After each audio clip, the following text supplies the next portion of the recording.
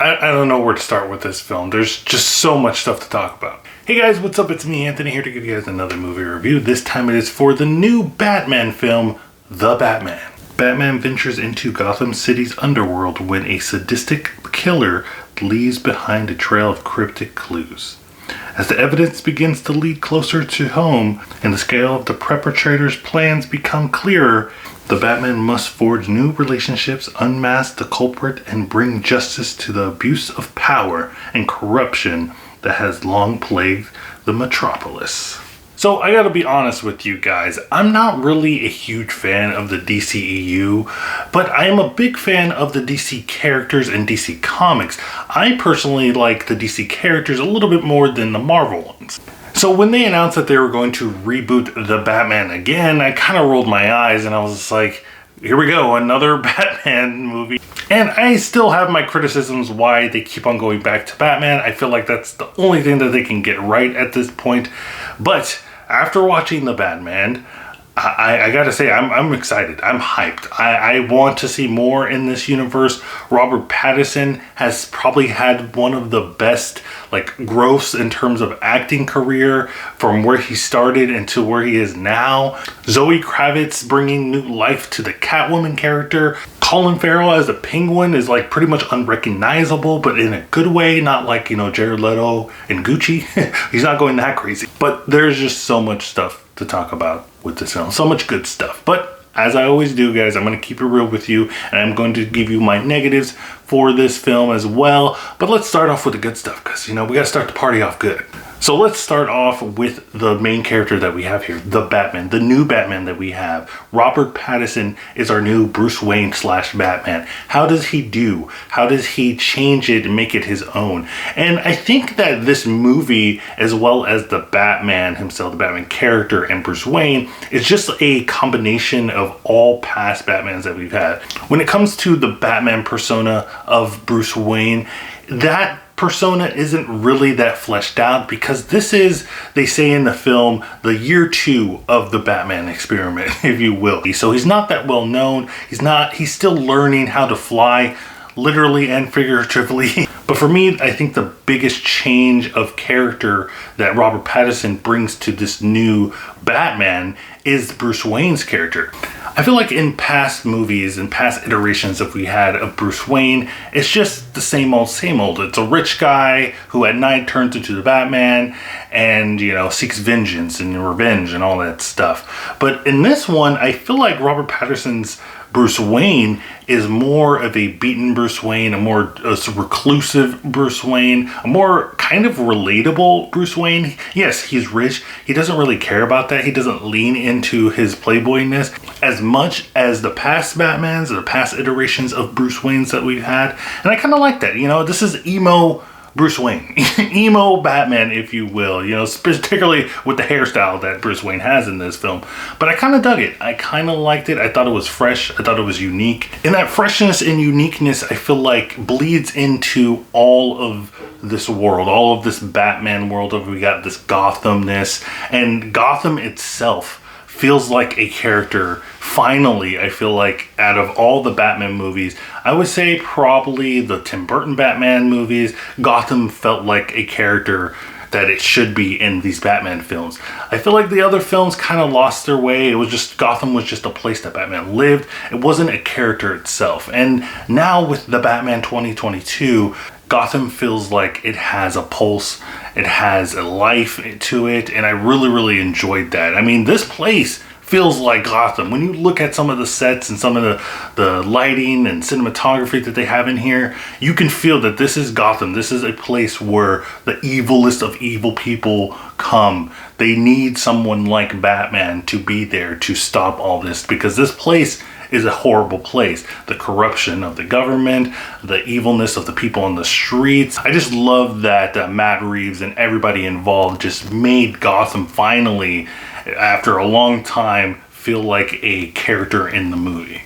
But before we get into any further of my glowing praise for this film, we got to talk about the big elephant or the big black masked elephant in the room, and that is the time. The runtime of this film is long. It's 3 hours long, and for me, as someone who thinks that 2 hours is too long for a movie, we ain't got time for that. 3 hours was really daunting for me, and I was kind of worried whether or not this is going to be entertaining, whether or not it's going to keep my attention for that long, especially for a comic book film and a comic book character that I've seen multiple iterations in my lifetime of. How is this gonna work? But I'm happy to say they did an amazing job. It wasn't perfect, of course. I feel like in the middle act of the film, which, especially if you have a 3-hour film, the middle act is going to be a long portion. And I felt like in that act, when they were talking a little bit about, Bruce Wayne's backstory and him moping around after he gets some information, that kind of part was a little bit dragging on a little bit. But for a movie, like I said, that's 3 hours, I think they did the pacing incredibly well. It kept me engaged. There was an action and set piece like every other minute. We were getting involved. We're getting to know characters like the Catwoman, like the Penguin, like all these, Commissioner Gordon. Everybody is involved in this movie at one point and another, and it just helps flow this film along. So let's talk about Zoë Kravitz as Catwoman. How'd she do? Was she Halle Berry Catwoman? No, she wasn't like that at all. But I think that this Catwoman, she was good. I liked her. I liked her a lot. Of course, this is just the first movie in this franchise of the Batman, this new franchise. So I know we're not going to get everything thrown to us at once, but I kind of wish that we got a little bit more of Catwoman. The stuff that we did get was really good. Don't get me wrong. Zoë Kravitz is an amazing actress. She did a great job here. I just wanted more. And I don't know if that's a negative of the film, for me wanting more of a character, more in-depth knowledge of their backstory. But I'm not here saying that they didn't give us anything. They gave us quite a few. I mean, if you can argue that this movie is kind of a Catwoman movie and Batman is just in it. He happens to stumble upon her and her story gets more in depth and more meaningful as the movie goes on. So we gotta talk about the Riddler as well. Riddler's a tricky character because the last iteration that we saw was Jim Carrey, and I love Jim Carrey. Don't get me wrong, I love that guy, but that iteration was more of the traditional cartoonish version of the Riddler. And that has its place. I mean, that's how he started, right? But in this one, I was wondering how we're going to do, the whole question mark thing and him like spray painting stuff. How was that going to translate in this world? And particularly in a Batman movie that they want to make it more serious and gritty, right? They did a great job, in my opinion. I liked his whole, terrorist kind of vibe that he had to him wanting to seek justice. The whole, riddles, why he's doing riddles kind of doesn't really go together with his character. They didn't really explain that. I mean, how can you explain that of a guy wanting to just talk about riddles all the time?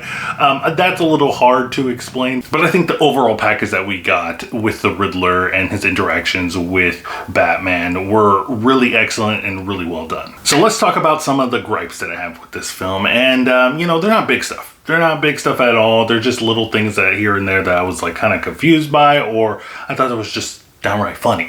But the main thing that, kind of rubbed me the wrong way is they do explain that this is year 2 for Bruce Wayne being the Batman, the Batman experiment. This is the second year that he's been doing all this stuff. So he's kind of green to all this Batman stuff. But we don't get a lot of backstory or origin, if you will. And I know a lot of people have disagreements on this, whether or not we should do another origin story, tell the story of Batman all over again, how he got his suits, the building of the Batcave, all that stuff.